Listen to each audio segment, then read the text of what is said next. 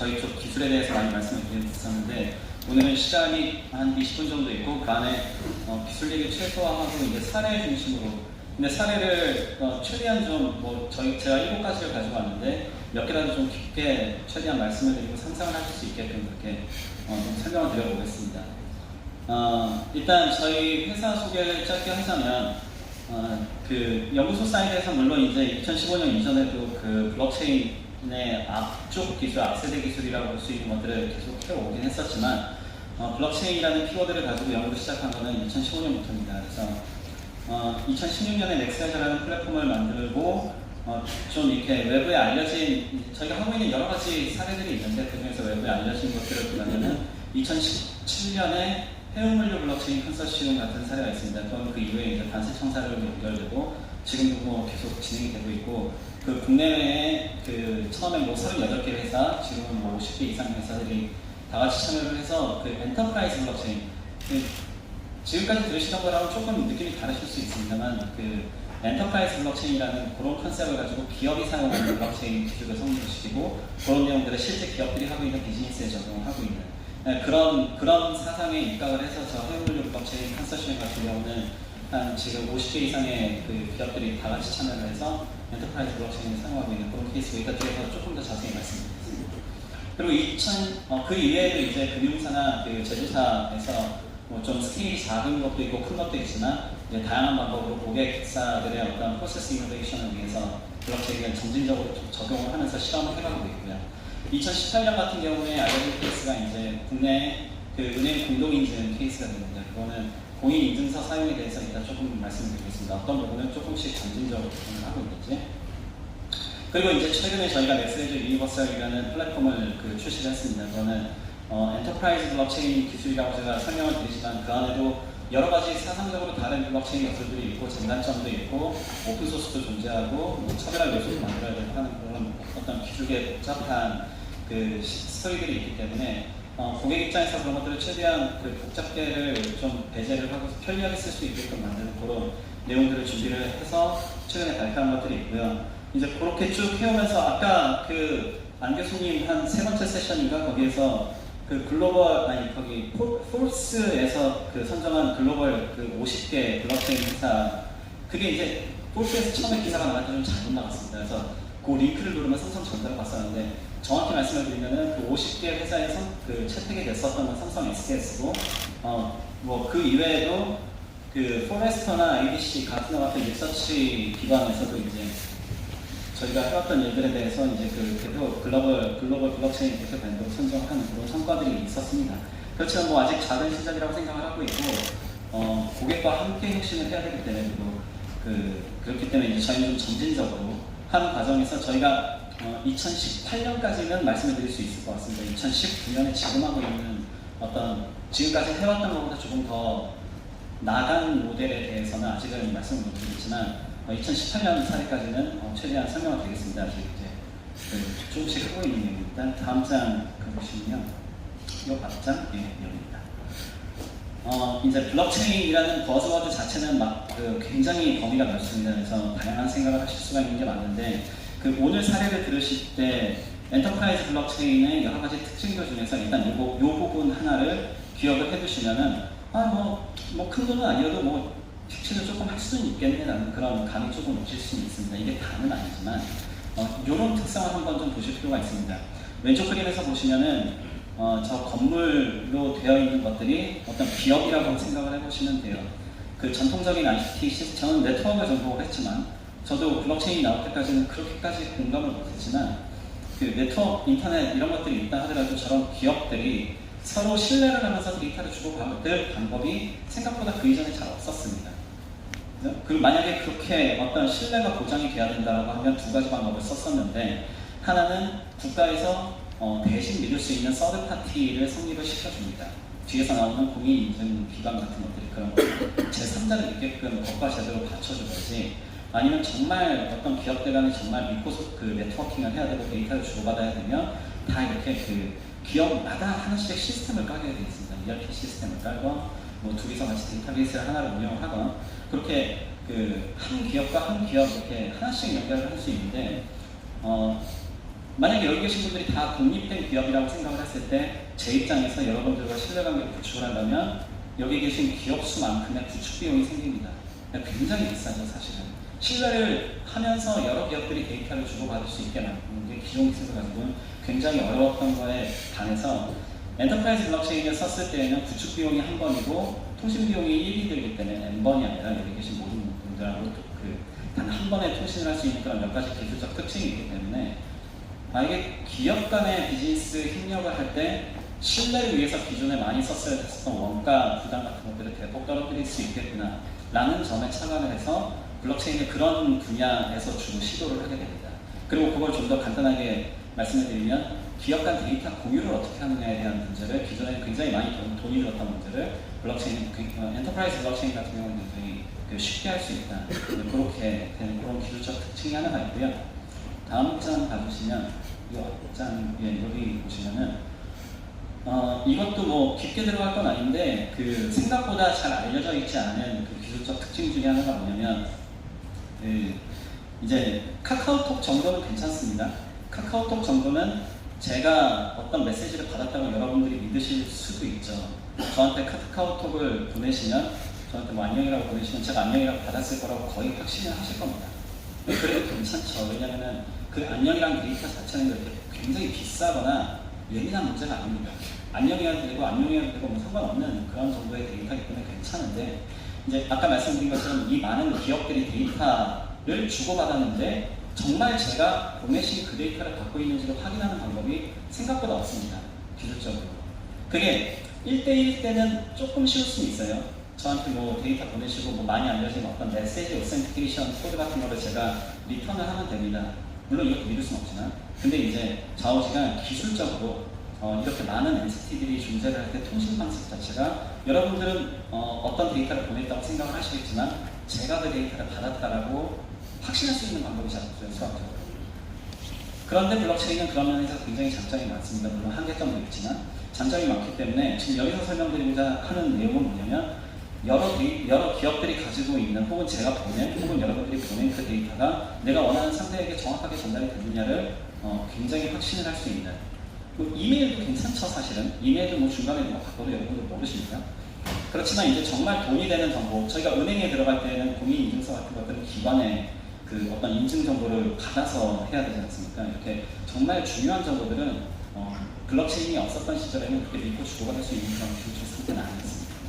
엔터프라이즈 블록체인은 그런 특성에 감안을 해서 저희가 기업 비즈니스에서 어떤 효율들을 더 끌어올 수 있는지 그리고 효율 개선을 통해서 어떤 더 부가가치를 끌어낼 수 있는지 이런 것들을 계속 점진적으로 이해를 하고 증명을 해나가는 그런 과정이라고 보시면 되겠습니다. 이제 사례를 좀 말씀을 드리겠습니다. 다음 장을 봐주시면 그래서 저희가 쭉 진행을 해보니 뭐 꼭 이게 다는 아니지만 한 이런 정도로 나눠지는 것 같습니다. 블록체인을 사용하게 됐을 때 기존 그 IT 네트워킹 기술들하고 조금 다른 면들이 뭘로 보여지냐면 일단 지금까지 설명드렸던 신뢰, 데이터에 대한 신뢰인 거죠. 얼굴 안 봐도 믿을 수 있는 상태.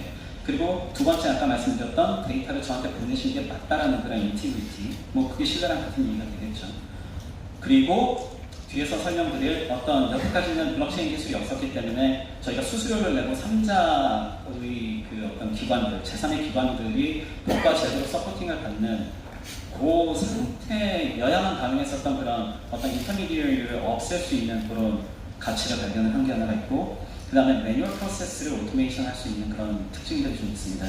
이 매뉴얼 프로세스 오토메이션도 생각보다 중요할 수 있습니다. 뒤에서 이제 다른 사례가 좀 말씀드릴게요. 이런 네 가지 정도의 어떤 영역들이 존재를 합니다. 그래서 다음 장 봐주시면 저런 특징들을 이용을 해서 한 번 더 그 구체화를 해보는 겁니다. 실제로 쓰는 고객사 혹은 고객의 유지원들 입장에서 뭐가 좋아지는데 라고 생각을 했을 때 이 카테고리가 다는 아니에요. 왼쪽에 보시면 이제 수작업 업무 프로세스의 비율을 줄일 수 있다.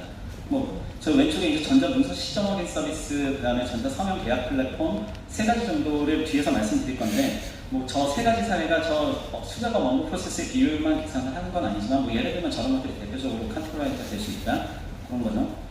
그 다음에 두 번째는 어떤 인증도 사실 지금까지 단일 서버, 클라이언트 서버 시스템 프로토콜 상에서 좀 어려웠던 것들이 있는데 그런 것 좀 개선하는 것도 있습니다. 이렇게 세 가지 정도로 되는 겁니다. 근데 뭐 그냥 어떤 예시 정도로만 이해를 해주시면 될 것 같아요. 그럼 이제 하나씩 조금 좀 자세히 말씀을 드리겠습니다. 자, 이게 뭐냐면 여러분들이 어떤 어떤 서비스에 가입을 하시는 거죠. 그러면 어떤 영업, 그러니까 뭐 간단하게 표현해서 어떤 영업 직원분하고 회사 앞에 커피집에서 만나가지고 뭐 이렇게 서약서 같은 거 쓰거나 아니면은 뭐 약관 같은 거 동의하고 사인하고 제가 이 서비스에 가입하겠습니다. 이런 거 하시지 않습니까? 그죠? 그런 거를 할 때 보시면은 모집인들은 태블릿을 들고 가가지고 거기 유치 시스템에 뭐 이렇게 서명하게 여러분들 그 서약서 읽어보시고 서명을 하고 그런 내용들을 다시 이제 딱 사인 됐으니까 앞에서 조금 설명드린 것처럼 이 내용이 당신이 그러니까 고객분들이 서명한 게 맞고 모집인이 서명 받은 게 맞다라는 거를 완전히 신뢰를 하기 위해서 신뢰 기술이 없기 때문에 공인인증 공인전자문서센터라는 곳에다가 맡겨야 됩니다. 맡긴다고 해서 믿을 수 있는 건 아니에요, 사실. 맡겨도 뭐 저기서 바꾸면 뭐 알 수가 없는 거죠. 그 대신에 뭐 공인처럼 공전소라는 곳에서는 어떤 일정의 수수료를 받고 그 대신에 그 미션을 갖는 거죠. 이 문서가 위변조 되지 않았다는 걸 증명을 하고 만약에 위변조 됐다는 게 밝혀지면 책임을 지게끔 그렇게 어떤 의무와 책임을 동시에 걸어주는 거고 저 기관에다. 그리고 대신 우리들은 수수료를 내면 되는 거죠. 자, 뭐 엄청난 모네타리 엄청난 돈적인 메리트가 있는지 모르겠지만 일단 오른쪽에서 보시면 개선을 하게 되면 어떻게 되냐면 카드사가 하나만 있다고 생각하실 필요는 없습니다. 여러 개가 될 수도 있죠. 카드사가 그쪽 공정서에다가 스캔된 본들을 맡기지 않더라도 이것이 위변조가 어떤 시점 이후로 위변조가 되지 않았다는 걸 확인을 할 수 있습니다. 아주 간단한 방법이죠. 뭐 해시체인 많이 알려져 있는 블록체인의 그런 기술적인 데이터 스트럭처를 잘 활용을 하면 저런 위변조 여부가 특정 시점 이후로 일어나지 않았다는 것을 비교적 옛날보다는 더 정확하게 신뢰하면서 믿을 수가 있습니다. 그리고 그걸 바꾸기 정말요? 네, 바꾸기도 좀 어렵고요. 5분 남았다고 하네요. 다음 봐주시면 다음 네, 요거를 좀 자세히 말씀드리겠습니다. 제가 설명이 좀 길었던 것 같은데 요 케이스가 이제 기업 엔터프라이즈 블록체인을 쓰는 어떤 가장 대표적인 케이스라고 보셔도 됩니다. 오른쪽에 계산 사항을 먼저 보시면은 뭐 여러 가지 이름이 있죠. 해운선사, 내륙운송사, 야산운영사, 은행, 세관 굉장히 다양한 주체들, 각자 다른 역할을 하는 그런 기업들이 존재를 합니다. 저 기업들은 서로 공통의 비즈니스를 할 때도 있고 서로 경쟁되는 비즈니스를 할 때도 있고 저는 그렇지만 어떤 우리 사용자 입장에서 봤을 때 물류가 뭐 수출입이 되고 물류가 내부에서 돌아다니고 하는 그런 일들을 할 때는 다 같이 연합을 해야 되는 그런 협력관계라고도 일단 세팅을 할 수가 있죠. 만약에 저런 기업들이 50개가 모여가지고 공통의 목적을 가진 비즈니스를 할 때 서버 시스템이나 네트워크 시스템들은 그 기업들만 제공을 하는 겁니다. 뭐 간단하게 생각해서 자기네들이 비즈니스를 해야 되니까 자기네들이 서버를 투자를 한다고 거기까지만 생각하시면 되겠습니다. 단지 이렇게 여러 50개의 기업들이 모여가지고 자기 비즈니스를 위해서 서버를 투자를 하고 그 서버들 위해서 블록체인을 운영을 하면서 서로에게 필요한 데이터를 주고받게 그렇게 되는 거죠. 제가 서두에 말씀드린 것처럼 50개 기업이 만약에 기존 방식을 이용을 해서 데이터를 주고받으려고 하면은 기업 수가 너무 많기 때문에 각각의 신뢰 관계를 구축을 해야 돼서 비용이 너무 많이 들어요. 근데 50개 기업이 공통의 블록체인을 세팅을 했을 때에는 저런 어떤 블록체인을 이용을 해서 기존에 왼쪽에 있는 여러 수출 신고서나 아니면 DL이라고 이제 화물을 올릴 때 사용하는 그런 중요 문서 같은 것들 그런 것들을 서로 손쉽게 주고받을 수 있기 때문에 업무 프로세스의 혁신이 굉장히 많이 일어날 수가 있습니다. 시간 관계상 다음 한 가지만 더 말씀드리겠습니다. 다음 네, 이 케이스인데 이거는 이렇게 이해하시면 될 것 같아요. 블록체인에 올라간 정보는 위변조가 되지 않는다고 믿으실 수 있잖아요. 그죠? 우리가 지금까지 은행의